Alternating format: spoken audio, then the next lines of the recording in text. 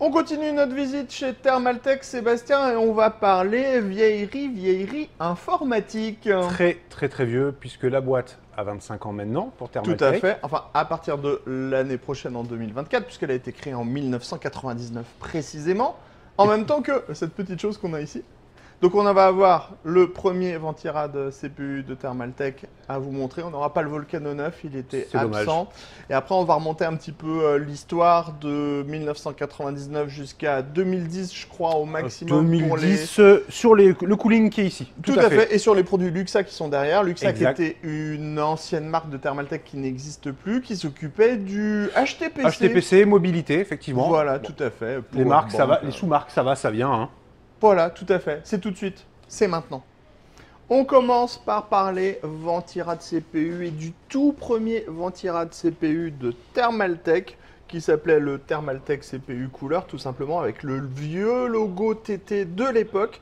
C'était un Ventirad CPU à destination des sockets 370, donc pour les processeurs Pentium Coppermine, donc on était sur du Pentium à 100 MHz et à 133 MHz. Et on avait aussi des processeurs VIA à l'époque qui étaient disponibles sur ce socket. En fait, à l'époque, il faut le savoir que la plupart du temps, on avait une sorte de radiateur en aluminium carré avec des trous, des petites ailettes et on avait un ventilateur genre de 35 mm qu'on posait sur le dessus avec 4 vis. Et en fait, Thermaltech a décidé de créer un vrai Ventirad qui est constitué d'un seul et unique bloc d'aluminium avec ici la base qui va reposer sur le processeur avec un pad thermique. C'était des pads thermiques blancs à l'époque puisqu'il n'y avait pas de métal en fait à l'intérieur. C'était une sorte de silicone, je crois. Oui, c'est ça. Je ne sais plus trop ce que c'était. On venait clipser, hop, comme ça, sur le CPU. Et après, on avait un ventilateur. Donc là, on était sur un ventilateur de 40 mm avec des pales hyper hautes. Et on était sur quelque chose qui était mais tellement plus performant que ce qu'on pouvait trouver sur le marché. Après, il y a eu d'autres évolutions de ce Ventirad CPU. On a eu surtout tous les orbes qui en fait ont découlé de ce Ventirad. On a d'ailleurs toujours des orbes chez Thermaltech qui existent. Alors, on les a plus sur le marché, mais il y en a eu encore il y a pas très longtemps. Donc ça, c'était déjà, on peut vous le dire, une dinguerie que de voir le premier Ventirad CPU de Thermaltech qui date de 1999, qui aura donc 25 ans l'année prochaine. Ensuite, on peut vous parler d'autres produits comme les SpinQ. Donc, on a ici le modèle de 2009. Je retiens la petite étiquette puisque maintenant, j'ai plus besoin de savoir la date. On avait une base avec cuivre nickelé, 6 caloducs qui repartaient dans un groupe d'ailettes en aluminium avec une forme spécifique. Et à l'intérieur, on avait un ventilateur radial. Et en fait, l'air passait à travers toutes les ailettes et étaient expulsées vers l'extérieur. C'était une belle bête. Et ensuite, il y a eu la même chose, le VT pour vertical, le SpinQ VT. Donc avec cette fois 3 caloducs et un design plus en hauteur. Et on retrouvait toujours le Ventirad de type radial à l'intérieur. Il faut savoir qu'il s'éclairait en rouge. Sachez que celui-là aussi, je l'ai vu dans mon PC à un moment. Donc, enfin, beaucoup de produits Thermaltech que j'ai eu. Je vais laisser la main à Sébastien qui va vous parler maintenant dissipateur mémoire et water cooling. Tu vas commencer par quoi, Sébastien? Par la mémoire, puisque je l'ai sous les mains. Alors, on enlève la petite étiquette. On en a mis de partout hein, pour les dates. Il y en a quand même beaucoup à retenir. 2007, compatible, donc DDR1 et DDR2. Le pari, c'est d'essayer d'en récupérer un et voir si on peut le mettre sur la DDR5 si ça fonctionne. Ouais, en revanche, on le voit, radiateur en aluminium, radiateur en cuivre avec une forme courbée. Est-ce que ça passerait sous un radiateur actuel? Clairement, non. Mais c'est pas grave, ce qui compte là, c'est le look. Le look. Oui, et si les performances un petit peu quand même. Oui, ça refroidissait quand même énormément. Alors moi j'aime bien la petite photo derrière qui montre ce que ça donne en résultat.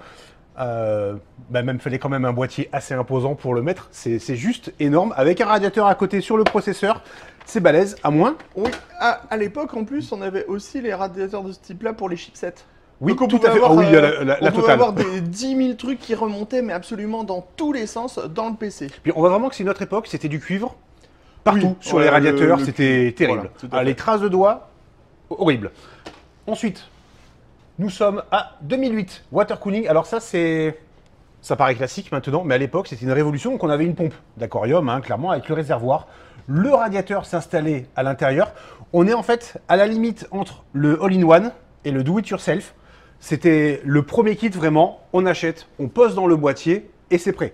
On est sur du 120 mm, c'est quand même compatible avec du 1366, autant dire que ça peut chauffer énormément sur les processeurs chez Intel à cette époque, mais ça fait le travail. On va passer sur les boîtiers. Monsieur Oui. Je l'ai eu moi aussi à la maison. Tu l'as eu aussi celui-là. Oui. Ah, moi, je l'ai pas eu, celui-ci. Je crois que je l'ai toujours dans une étagère qui traîne. Ben, c'est complètement dingue. Allez, Voilà, tout à fait. les boîtiers. Et alors là, on change complètement de style, vous allez voir. Moi, je laisse Aurélien en parler. Alors, on est sur les Xazer. Je ne sais pas si vous vous souvenez, mais à l'époque, il y a une vingtaine d'années, les boîtiers PC, ils avaient à peu près toute cette forme, parce que toutes les marques se copiaient. Alors, je ne vais pas donner le nom des marques parce qu'on est chez Thermaltake, mais il y avait beaucoup de marques principales qui offraient ce type de boîtier comme ça. À l'époque, chez Thermaltake, on a décidé de passer sur de l'aluminium sur la face avant, donc que ce soit sur le Xazer 3 ou le Xazer, on ne sait pas comment il prononce, le Xazer 3 ou le Xazer 5, on a toute la face avant qui va être en aluminium, comme ça ici. On a un système d'éclairage sur la face avant avec une petite diode qui illuminait le logo TT, ou la partie ici. On pouvait réimprimer avec une imprimante couleur un autre logo et changer le logo. On avait des accessoires spécifiques qui venaient pour les boîtiers, avec la possibilité de gérer tous les ventilateurs. Donc on pouvait gérer jusqu'à 4 ventilateurs la plupart du temps, et on avait aussi en même temps 4 sondes de température. Le Xazer 3, c'est 2003, donc c'est un boîtier qui a 20 ans, hein, donc on est sur quelque chose de vraiment vieux. On pouvait ouvrir la porte comme ceci. Vous avez vu, là, on a les diodes pour les systèmes d'éclairage. On avait des baies 5,25 pouces à l'époque, des baies 3,5 pouces et des baies 5,5 pouces, parce qu'il y avait beaucoup de choses qui étaient en 5,5 pouces. On avait déjà des panneaux en acrylique sur le côté pour pouvoir montrer l'intérieur du hardware. Ça veut dire on voit pas grand-chose. Et à l'intérieur, on était sur du châssis plutôt ultra basique, ultra classique. Mais on avait par exemple cet accessoire qui s'ouvrait. Ça, on pouvait mettre un ventilateur au-dessus des cartes graphiques. On pouvait mettre 2 ventilateurs de 60 mm à l'arrière. On pouvait mettre un ventilateur de 120 mm à l'avant. Mais on était encore sur du montage par vis pour tous les éléments. Alors, je me débarrasse de ce boîtier. Je me débarrasse, hein, façon de parler. Et je fais un peu de place pour vous parler du Xazer 5 qui est lui de 2004, donc une année plus tard. On peut déjà par exemple vous dire qu'on a les ports additionnels qui sont sur le dessus, donc première évolution. On va retrouver cette face avant qui s'ouvre avec le Rhéobus en option. Et quand on va rentrer à l'intérieur, alors on avait des petites options comme ça aussi à l'époque. On pouvait choisir de mettre le pied sur le côté pour avoir plus de stabilité. Et là, si vous regardez tout de suite, on va avoir la fine fleur de la technologie de l'époque, à savoir le air duct juste au-dessus du ventirad CPU avec un ventilateur additionnel en 80 mm. Ensuite, on pouvait aussi mettre un air duct avec un filtre au niveau de la carte graphique, mais sans avoir vraiment d'entrée d'air à cet endroit-là. On avait, j'ouvre maintenant, un panneau, bien sûr, en plexiglas. On avait système de montage sans vis pour les disques durs et les cages ODD. Donc on avait des petits brackets à l'époque dans lesquels on rangeait en fait les rails. On mettait les rails sur le disque dur et pouf, on venait clipser les rails. On avait du ventilateur de 80 mm à l'arrière. 80 mm à l'époque, hein, c'était quelque chose de absolument énorme. Et vous voyez, là, on avait 2 autres ventilateurs. Ce ventilateur orange était le ventilateur qui était présent sur le Volcano 9 et il pouvait tourner jusqu'à 5000 tours par minute. 5000 ou 7000 tours, je ne sais plus ce que c'était, mais c'était une dinguerie absolument folle. Alors, dans les autres produits un petit peu fous de l'époque. Je me permets juste une petite chose. Là, on pourrait dire niveau design, c'est agressif, mais on n'a pas le modèle damier qui est sorti à un moment donné. Ouais, tout à fait. Avec une façade... Oui, un peu what the fuck. Complètement. Voilà. On continue avec un objet qui date, lui, de 2004, je crois, 2005, je regarde ma petite étiquette, 2005. Et on va parler alimentation passive. Et oui, ça existait déjà à l'époque. Alors en fait, souvent à l'époque, on avait un ventirad de 80 mm à l'intérieur ici. Et quand les alimentations se voulaient être plus performantes, on avait un second ventirad de 80 mm ici pour créer un flux d'air à l'intérieur de l'alimentation. Thermaltake s'est dit, on va mettre des gros radiateurs en aluminium à l'intérieur, on va mettre des caloducs et on va recréer en fait une sorte de flux d'air via les caloducs. Et ça nous donnait cette alimentation passive de 350 watts en 0 dB sans aucune certification à l'époque, puisque ça n'existait pas.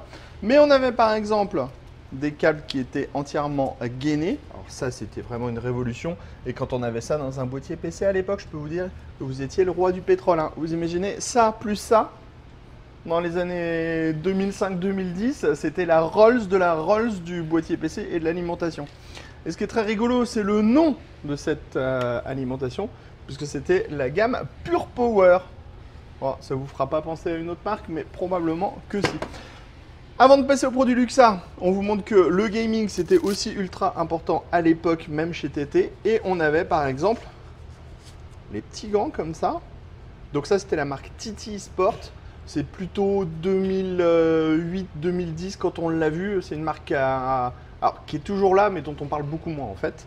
Et donc en fait, c'était pour avoir un petit peu de mou sous la paume, ici, un petit peu de mou sur le côté, tous les endroits qui touchaient la table, et on avait surtout les deux doigts qui étaient bien libres pour pouvoir cliquer, et les autres étaient séparés.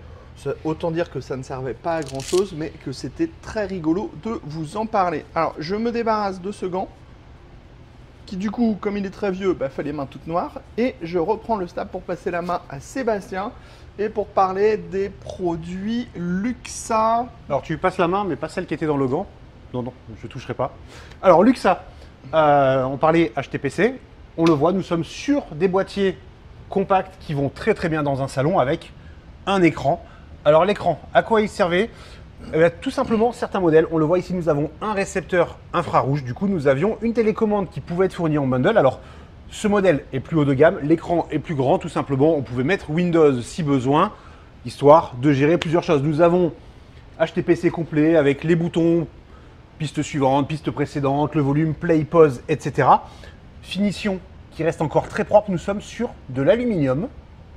Ça rend vraiment bien. Ça date de 2010-2011. Pour les derniers produits. Alors, 2009 et 2010, pardon. 2009 et 2010. 2009 en ITX, 2010 en, ça doit être du micro, le 200, celui-ci si je ne me trompe pas.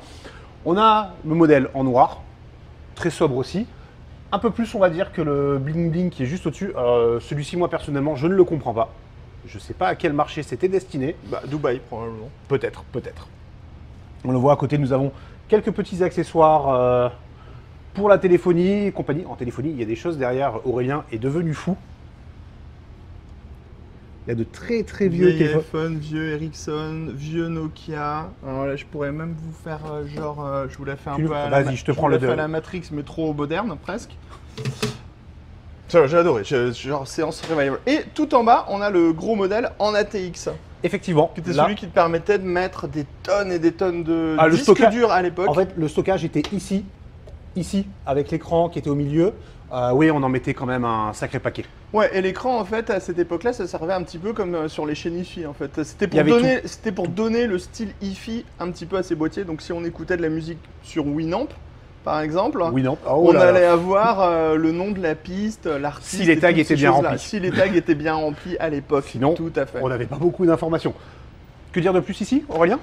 Pas grand chose de plus, on était sur les vieilleries de Thermaltake, c'était un super moment revival et on se dit à plus tard pour toutes nos autres prochaines vidéos avec TT à Taipei.